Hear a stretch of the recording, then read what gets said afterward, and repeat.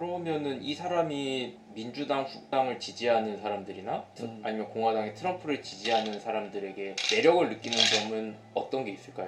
그러니까 이 사람은 자기는 뭐 너 그럼 뭐 정치적으로 좌파냐 우파냐 얘기를 하거든. 네.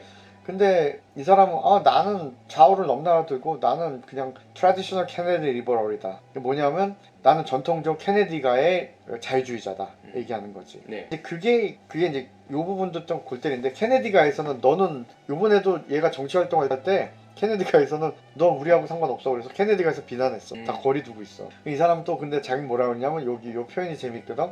I don't know any value. I don't know any value that my uncle John Kennedy or my father shared. that I don't share. 이게 뭐냐면 내가 공유하지 않는 그 다음에 자신의 아버지나 삼촌이 항상 머물고 있던 그 가치 중에 내가 공유하지 않는 거 없다. 이거 저 강조하기 위해서 그런 거거든. 나는 지금 존 F 케네디, 로버트 케네디의 적자라 이거지. 정치적 가치. 그거는 이 사람의 정치적 자산으로 자기가 활용하고 싶은 거야. 네. 근데 케네디가에서는 누가 너를 그렇게 생각한대라는 식이야.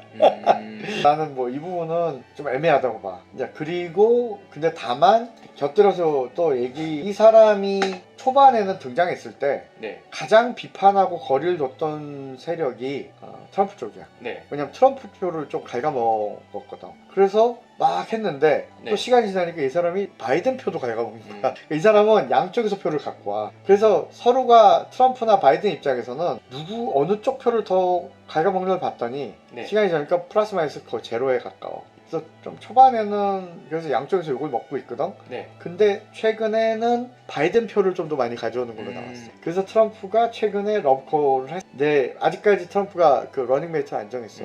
그래서 너 내 러닝메이트 해라. 같이 하자. 사실은 그거는 나도 개인적으로 만약에 RFK 트럼프가 손잡잖아. 와 그러면 바이든이 아니라 미셸 오바마가 나와도 만만치 않은 싸움이 될 거야.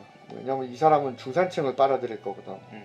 그다음에 중도층이 이 사람한테 대거 몰릴 거거든. 그래서 트럼프에 대한 얘기도 조만간에 또 하고 싶은데 네. 트럼프가 지난 4년 동안 정치로 많이 발전했더라고. 정치관과 언사도 전에보다 좀 더 정치적으로 발전한 게 보여. 이번 대선이 뭐 흔히들 민주당 쪽에서는 미셸 오바마가 나오면은 뭐 무조건 이긴다고 보지만 만만치 않을 수도 있겠다 싶어. 근데 만약에 JFK고 이 사람 트럼프가 손잡는다. 나는 쉽지 않을 거라고 봐. 근데 여기서도 이제 이 사람은 전통적인 민주당 지지하는 사람들은 affirmative action이라고 전에 한번 설명하지 않았나? 일부러 할당을 해서 네. 마이너리티한테 정부나 직을 주고 영화에도 특정한 촬영을 역할을 보장해주고 이런 거 있잖아. 여기가 이제 한 10년 전이니까 대법원에서 이제 헌법 불합치 결정 나서 사실상 폐지됐지만 아직도 일부 주는 저걸 하고 있거든.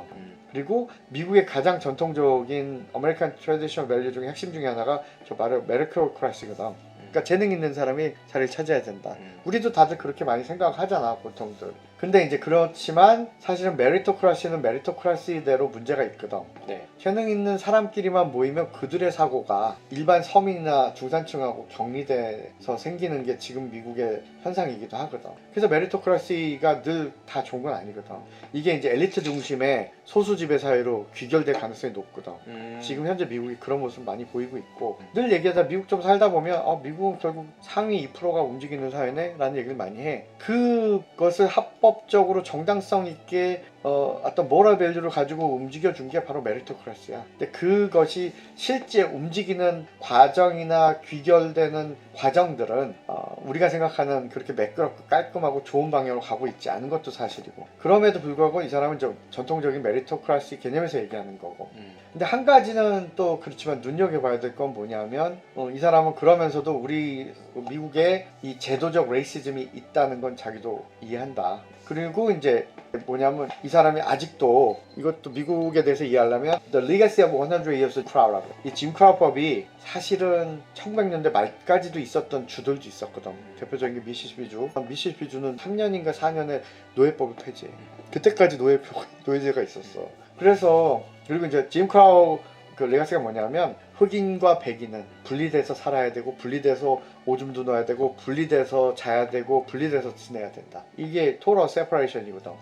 사실 아파르테이드를 미국이 요새 예전에도 비판했지만 아파르테이드 원조국가 미국이야.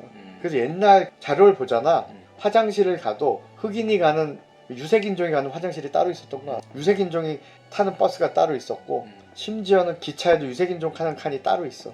아예 섞이게 안 했어. 그게 아직도 있다는 거지. 그리고 이 사람이 마지막에 In the 2008 collapse, it was black homeowner who were targeted first. 이것도 사실이야. 근데 한편으론 그럼 이 사람이 말하는 게 그럼 타겟을 블랙 호머너를 무조건 했냐 그게 아니라 2008년 금융위기 때를 촉발시킨 서프라임 모기지였고 서프라임 모기지는 뭐냐? 서프라임 그러니까 프라임 등급이 아닌데도 네. 신용 등급이 낮은 사람한테 주택 융자를 해준 거잖아.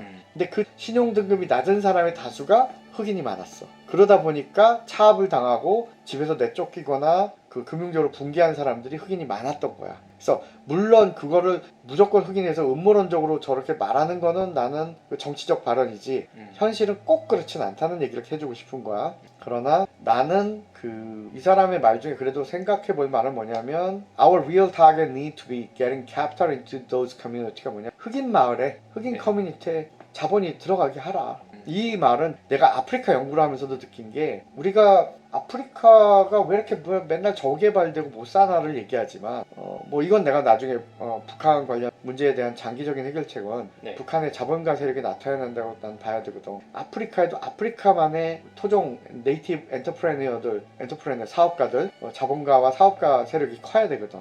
근데 미국에서도 아직까지도 문제가 다른 마이너리티 중에서도 블랙이 특히 블랙 아메리칸들의 자본력이나 자본가들이 상대적으로 약해. 이미 아시아들은 부유층이나 아시아 자본 세력이 많이 컸잖아. 유대계는 뭐 아예 말할 것도 없고. 근데 라티노도 심지어 라틴계도 자본가들이 있고 기업가들이 있거든.